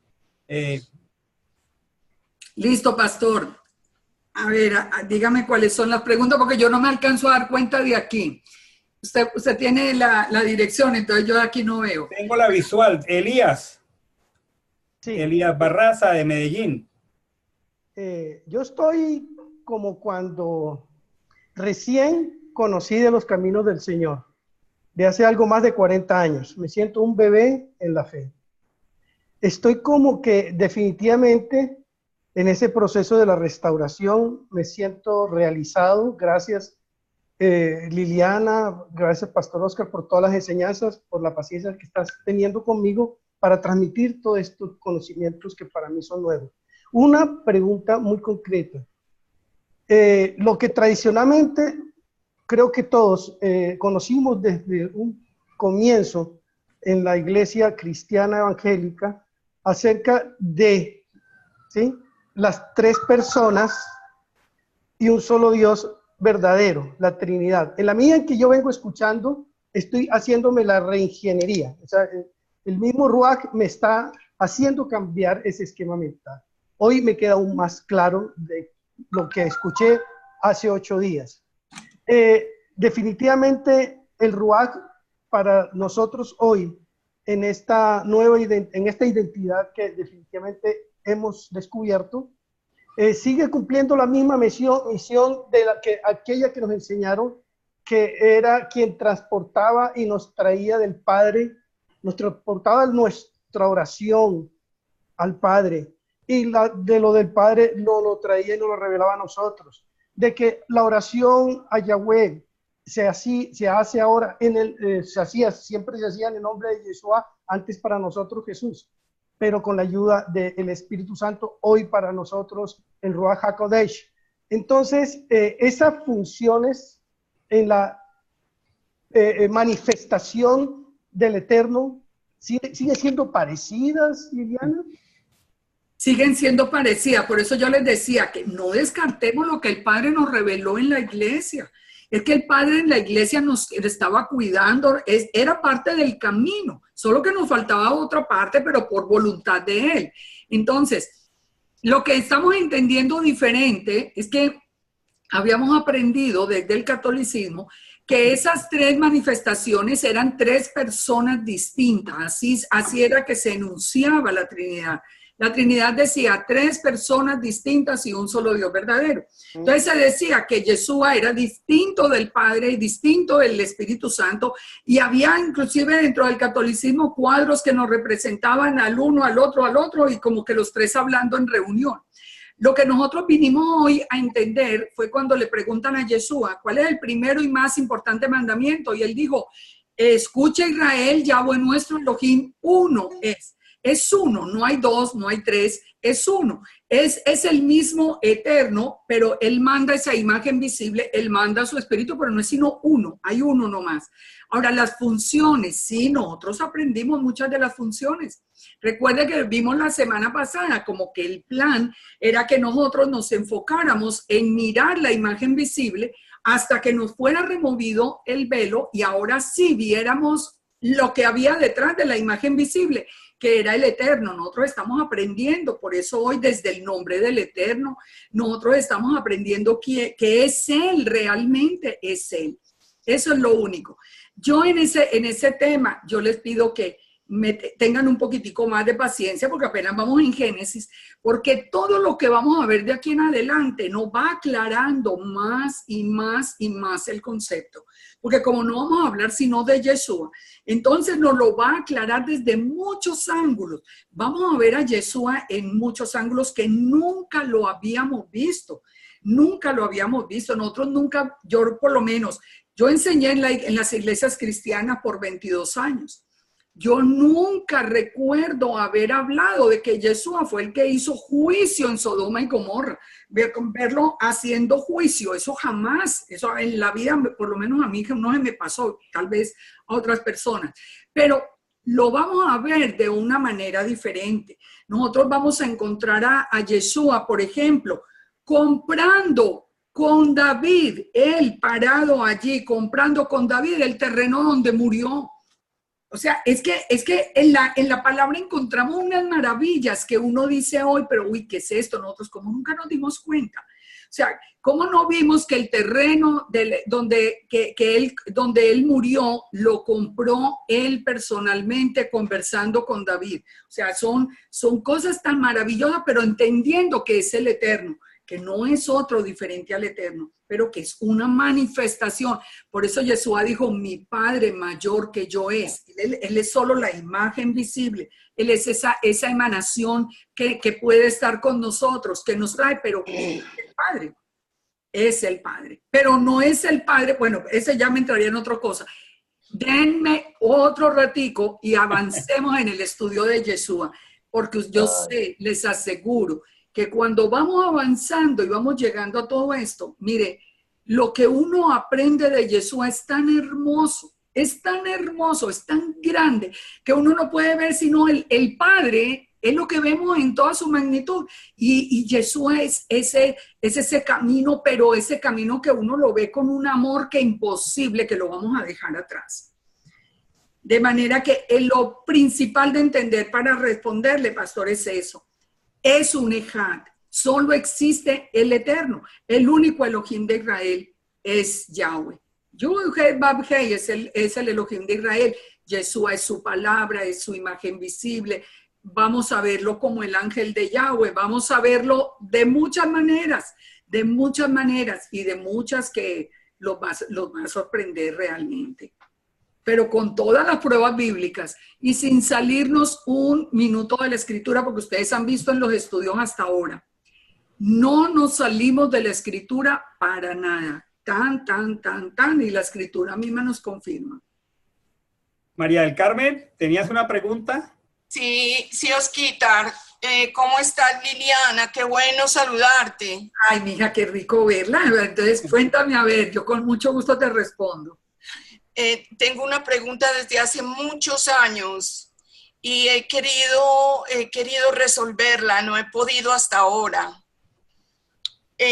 Nosotros llegamos hasta el versículo 26 del capítulo 1 de Bereshit, pero la pregunta mía va al versículo 27. El versículo 27 dice, y creó Dios al hombre a su imagen, a imagen de Dios lo creó, varón y hembra los creó. Esa es la pregunta. Estamos hablando, yo entiendo del Padre y de Yeshua como un Elohim Echad. Es más, Él me lo reveló y yo lo entiendo de esa manera. Pero esa parte que nadie lo toca y tampoco puede responder, dice, a imagen suya, varón y hembra los creó. ¿Cómo lo puedes explicar tú, Lilianita? En que Él es uno. Es que Él es uno, es que el único que existe es esa luz eterna, viva y verdadera, ese espíritu que nada lo puede contener, que es Yahweh. Yahweh es el único Elohim vivo y verdadero. Él es un Echad porque vimos que salió de Yeshua mismo, dijo, yo salí del Padre, pero es el mismo. Entonces Él dice, hagamos, porque en ese momento había enviado su luz, había engendrado la sabiduría, había engendrado esa luz del primer día. Entonces hagamos, pero es el mismo, hagamos al hombre, pero Él sí dice primero, a nuestra imagen y semejanza, es decir, de la imagen y semejanza nuestra, pero a imagen de Dios lo creó, vuelve otra vez al singular. Era lo que yo les mostraba ahora, como en el hebreo la frase es en singular. Por ejemplo, la frase de Eclesiastés 12, acuérdate de tus creadores, que la frase es en singular, pero la palabra es en plural. Eso es lo que para nosotros no es fácil entenderlo, porque realmente eso es un misterio. Pero de todas maneras, hoy podemos verlo, digamos que un paso más adelante. Nosotros ya entendemos que solo es Yahweh el Elohim de Israel, y ese es el único Elohim verdadero. Y Yeshua es su palabra, el Ruah es su espíritu, pero es solamente Yahweh. Entonces no hay una contradicción. En el hebreo es común esa contradicción entre la frase en singular y la frase en plural, porque el Echad del Eterno nos está diciendo que es uno. Esa diferencia entre Echad y Yahid es muy importante de entenderla. Recuerden, se lo repito, Echad es una unidad múltiple que puede como salir, descomponerse y revolver otra vez a ser uno. El Yahid no, el Yahid no se puede descomponer. El Yahid es una unidad simple, indivisible. Entonces, el hecho de que existan esas contradicciones entre una frase en singular con una palabra en plural, como les mostré tantos casos, hace que nosotros entendamos el Echad del Eterno. Es uno porque Yahweh es uno, el único creador. No me refería al número singular ni plural, sino al género. Una vez. A imagen de Dios, dice, a imagen de Elohim. Varón y hembra. Ya. Tú me estás diciendo cuando dice varón y hembra los creó. Claro, los creó unidos. Varón y hembra los creó unidos. En perfección. Y después, ¿qué hizo? Sacó a la mujer de la costilla del hombre. Él los hizo al principio un ejad, después sacó a la mujer de la costilla del hombre y ya la pone al lado del hombre. Y por eso él dice, él ve el matrimonio, él ve la unión del hombre y de la mujer otra vez como un ejad, pero habían sido creados varón y hembra, o sea, él al mismo tiempo era un solo ser, pero después se separa, por eso ya es una diferencia en el relato de la creación.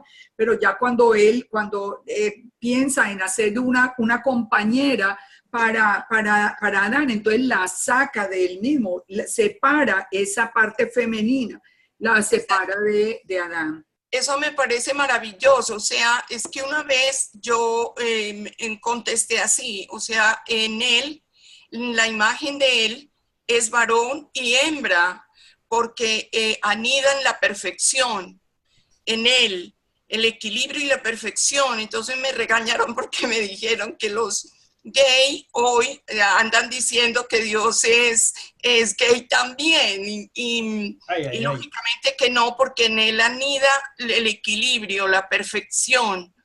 Mire, y no se asusten, perdóname, no se asusten porque ustedes van a ver que dentro del judaísmo se hace mucho referencia a que el Rúa es como una parte femenina. Eso es muy común dentro del judaísmo. Pero no estamos hablando de exactamente esto, sino como que el Eterno entonces tiene todos los géneros. No, estamos hablando, es que el Eterno es espíritu, el Eterno es una luz eterna. O sea, no sexualidad, sino género. Son características que tiene, es como la manera como se ha interpretado, pero de todas maneras, cuando él crea el hombre, sí, lo creó hombre y mujer y después lo separó.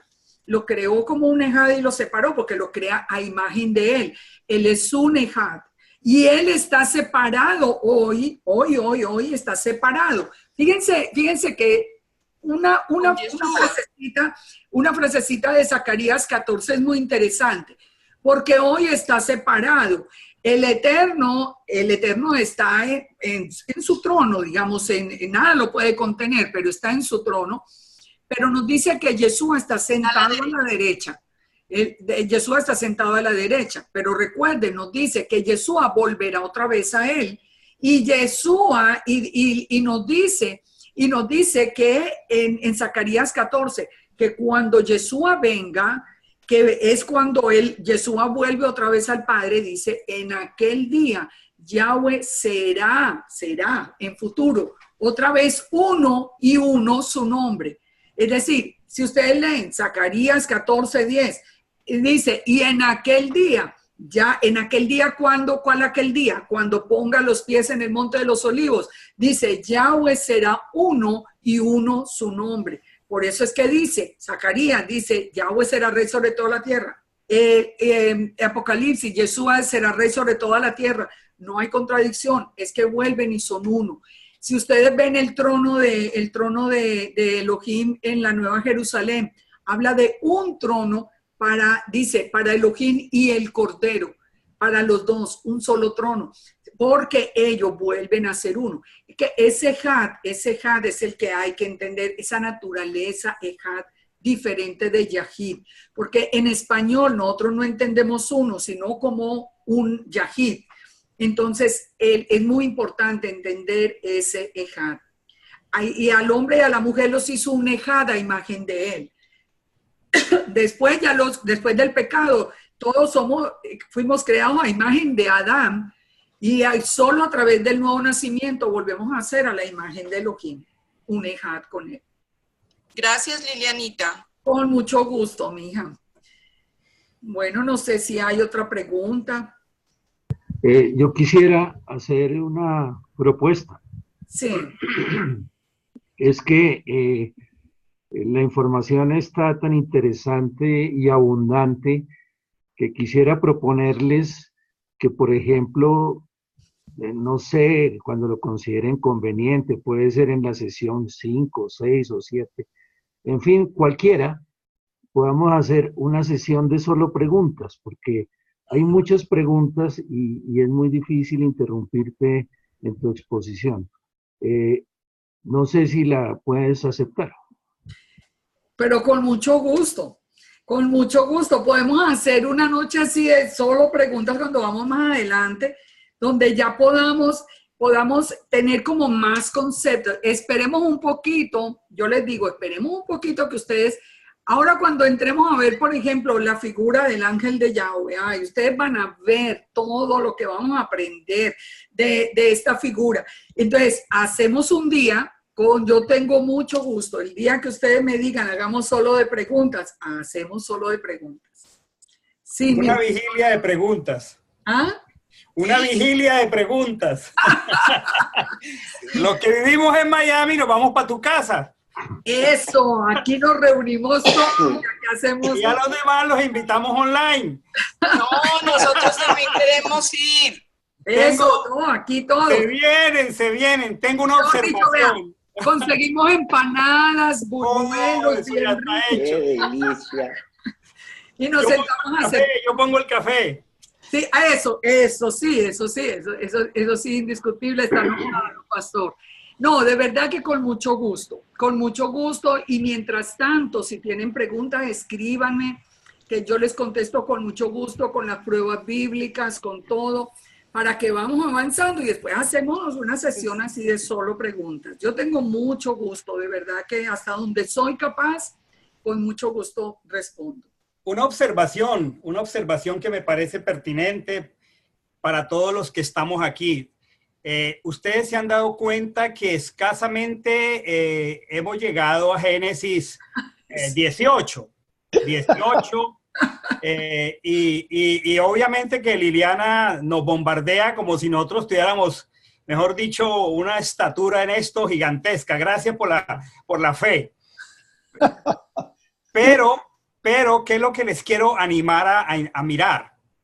Cuando nosotros, en el caso particular mío, cuando yo me hice creyente hace 43 años en Jesús, en Yeshua, a mí me guiaron siempre para mostrarme al Mesías, a los evangelios y Apocalipsis. Yo siempre vi al Mesías en los evangelios, en el llamado Nuevo Testamento. Claro, partiendo de la premisa de que toda la Torá estaba abolida, usaban las profecías para enseñarnos que el Mesías era el cumplimiento profético, pero nunca nos habíamos detenido a deleitarnos en la Torá, que son los 5 primeros libros de la Escritura, y apenas vamos arrimando, yo creo que el arsenal que tiene Liliana es mucho más grande, a Génesis 18. Esto es un aliento para que entendamos que la Torá es el fundamento de toda la Escritura, que nunca podemos leer un libro de atrás para adelante y pretender interpretarlo de atrás para adelante, que un libro se lee de adelante hacia atrás, y que la evidencia que tenemos es esta poderosa disertación de Liliana, que nos bombardea de una manera que a usted y a mí nos toca sacar por lo menos unas 4 horas y coger este video que mañana se lo mando. Eso iba a decir. Y hacer pausa y tome nota y otra pausa y tome nota, tenga su café caliente ahí, porque esto es maravilloso ver a Yeshua en Génesis, en la luz del primer día en adelante, en la misma creación. Entonces, enamorémonos de la Torá. Sí. Así es. Amemos la Torá. Bendigamos la Torá. Fue la más grande donación que el Padre le hizo al hombre sobre la tierra. El enemigo nos ha dicho que es una pesada carga, que está abolida, etcétera, etcétera. Pero esta noche y las otras 2 noches que hemos disfrutado, ustedes se dan cuenta que la Torá es viva y eficaz, que nos está bendiciendo, trayendo a Yeshua, nuestro Mesías, el Cordero, aquí a esta mesa de trabajo. Qué bendición, Liliana. Muchas gracias. Con mucho gusto. Espero que puedan dormir, que no van a quedar así con el ojo. No, pero de verdad que con mucho gusto. Ustedes saben que con mucho amor yo hago esto y esto es una labor que el Padre me dio para hacer y yo lo hago con todo el amor del caso. Lo haces así. Con mucho gusto. Y espero entonces que nos podamos volver a reunir el próximo martes con la ayuda del gobierno. Y continuamos para el próximo martes. Ay, les digo, vea, vengan bien fresco con una taza de café al lado. Despidámonos con una frase en el corazón del rey David. Oh, cuánto amo yo tu Torá. Ajá. Todo el día es ella mi meditación. Es mi meditación, así es. Terminemos al unísono diciendo con sobrada razón, 1, 2 y 3. Oh, cuánto amo tu Torá. Todo el día es ella mi meditación. Un aplauso para el Señor, un aplauso. Así es. Bueno, bendiciones. Shalom, shalom. Feliz noche para todos. Shalom, shalom. Feliz noche, bendiciones. Todos aquí. Saludos a todos. Saludos a todos mis viejos amigos. Hola, a Enrique, a Álvaro Tovar, a María del Carmen, todos. La Torá nos vuelve a reunir. La Torá vuelve a reunir. Este es el reencuentro. Un abrazo. El reencuentro de la Cruzada de Colombia, restaurada. Eso. Ay, ay, ay, lo que el Padre tiene, señores. Así es. Ahora es el nuevo llamado, Colombia para Yeshua. Así es. Vamos todos a hacer los países, porque tenemos de todos los países. Eso, yo sé. Un abrazo para los mexicanos. Bendiciones, feliz noche. Bendiciones, que Dios los bendiga. Y feliz cumpleaños, Oscar. Ay, sí, gracias. pastor, feliz cumpleaños. Gracias. Dios los bendiga. Bye.